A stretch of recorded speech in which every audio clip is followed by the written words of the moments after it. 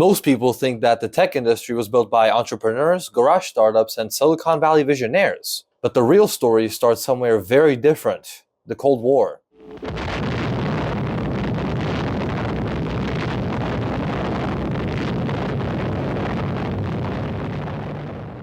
After World War II, the United States and the Soviet Union entered a technological arms race unlike anything in history. The battlefield had shifted. It wasn't just about controlling territory with soldiers and tanks anymore. The new warfare was about information. Missile detection systems, global military communications, processing enormous volumes of intelligence data. Suddenly, governments needed something that barely existed at the time: computers. Think about the scale of data being generated in the 1950s. You had early warning radar networks scanning the sky constantly, intelligence agencies intercepting global radio traffic, and expanding nuclear arsenals that required absolute control. Human analysts, no matter how smart or how many, just could not process that amount of information in real time. And here's the critical part: if you're tracking a potential missile launch from across the globe, you don't have hours to run calculations. You have maybe minutes to seconds. That extreme pressure forced the invention of a solution. The stakes were literal survival. If your systems were slower than the enemy's, you might not see the attack until the warheads were already detonating. Engineers were building systems where a dropped connection or a malfunctioning vacuum tube could trigger a false alarm and a potential nuclear war. In 1983, there was a Soviet false alarm incident where early warning systems incorrectly reported incoming missiles. The architecture of early computing was shaped by this constant risk of nuclear war. And here's another thing most people don't realize: technology was not built for you. It wasn't built to make life convenient or to connect people or to entertain.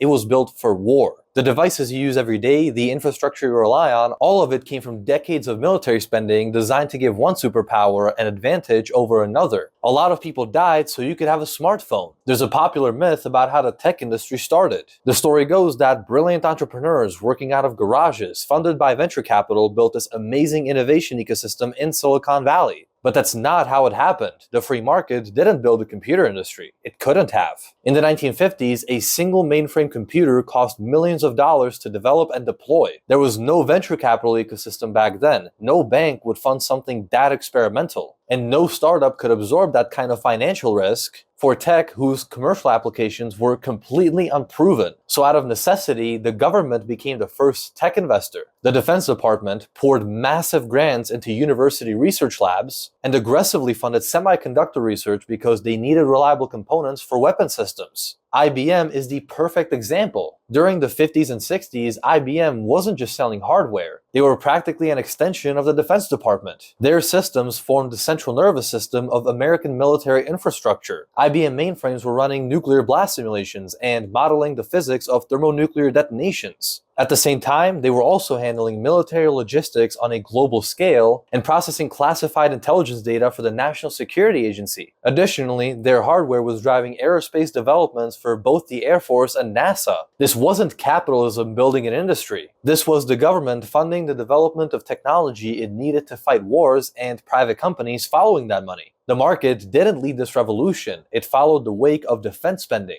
And that completely changes how you should think about where technology comes from. It didn't emerge because somebody wanted to make people's lives easier. It emerged because two superpowers were locked in a competition where the loser might cease to exist. The next major breakthrough came from a very specific military problem. Ballistic missiles needed onboard guidance computers. But you just can't put a room-sized computer with delicate vacuum tubes in the cone of a rocket. The vibration from launch alone would destroy it, assuming it didn't overheat first. There were strict weight limits, and engineers had to shrink a mainframe's processing power into something the size of a shoebox. That's where the integrated circuit came from. Miniaturization wasn't about making consumer electronics more convenient. It was a ballistic necessity. The microchip was engineered to solve the problem of fitting a computer inside of a rocket. And that military need drove the rise of companies such as Texas Instruments, which spent the 50s and 60s building integrated circuits for advanced military radar systems, space telemetry, and the Minuteman missile guidance systems. Then you have Fairchild Semiconductor, which pioneered the silicon manufacturing processes that gave Silicon Valley its name. However, their early production lines were kept alive almost entirely by military contracts. The defense electronics boom of the Cold War turned electronics from a very niche scientific field into a massive strategic industry, and the sheer volume of contracts allowed those companies to scale up, refine their processes, and eventually drive down costs enough so that the technology could be used commercially. Another company is Motorola, and they didn't start off by building cell phones. They were engineering battlefield communication systems that could endure combat conditions, which they still do to this day. Hewlett-Packard was providing testing equipment for aerospace applications. Raytheon became synonymous with missile guidance and radar technology. Every time you use modern digital infrastructure, you're engaging with repurposed weapons-grade technology. The lineage of your smartphone traces back directly into a missile silo. And here's the part that should make you pause. All of this innovation, all of these technological leaps, they happened during active wars. The Korean War, the Vietnam War, and all the other proxy conflicts across the globe. Millions of people died while this technology was being developed and deployed. The convenient digital world that you live in today was built on decades of violence and Cold War paranoia, which is not exaggeration, it's just history. In 1969, the Defense Advanced Research Projects Agency, or DARPA, created a network called ARPANET, and it's crucial to understand why. They were not trying to build a global communication system for civilians. They were trying to solve a strategic vulnerability. Traditional communication networks relied on circuit switching, like old telephone lines. You had a dedicated connection between 2 points, but if a bomb destroyed the routing hub in the middle, the entire line went dead. DARPA needed a network that could survive a nuclear strike. The solution was packet switching. Instead of relying on a single cable, data would be broken up into smaller packets, and if one city or communication node was vaporized, the packets would dynamically reroute themselves through surviving infrastructure and reassemble at their destination. It was designed to guarantee that military command could still communicate and order a retaliatory strike even if the country was already being destroyed. That protocol, built for the apocalypse, is exactly what we still use today.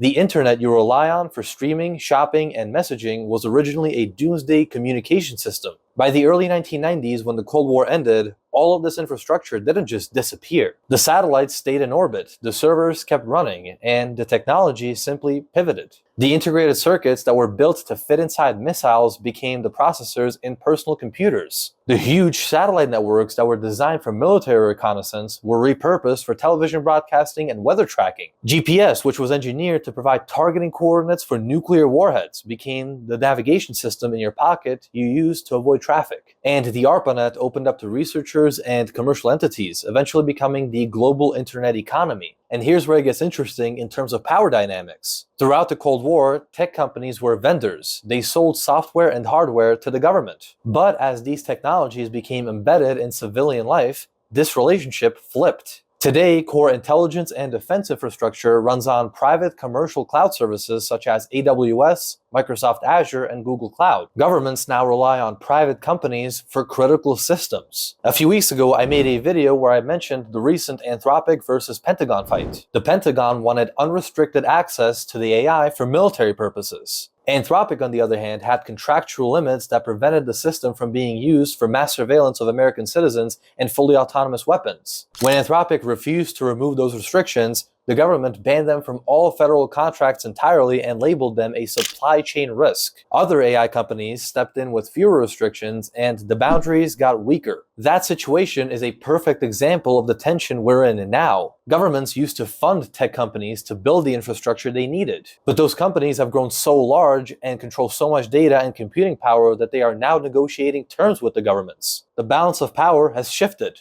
A handful of private platforms control systems used by billions of people, while simultaneously serving as the backbone for intelligence agencies and militaries across the world. More intelligence-relevant data flows through private servers than through traditional state-owned agencies. Private firms have computing capabilities and global reach that just a few decades ago belonged only to superpowers. The state built big tech to win the Cold War, but now big tech has become infrastructure that the state itself depends on. So here's what you should take away from this. The technology you use every day wasn't designed for you. It was designed for war. The internet, GPS, satellites, microchips, all of it came from military necessity. And the convenience you experience now exists because of decades of conflicts, paranoia, and actual violence pushed governments to fund the development of these systems. People died in Korea, Vietnam, and dozens of other proxy wars while this infrastructure was being built. The tech industry likes to tell a story about innovation and progress. But the real story is that technology serves power first and people second.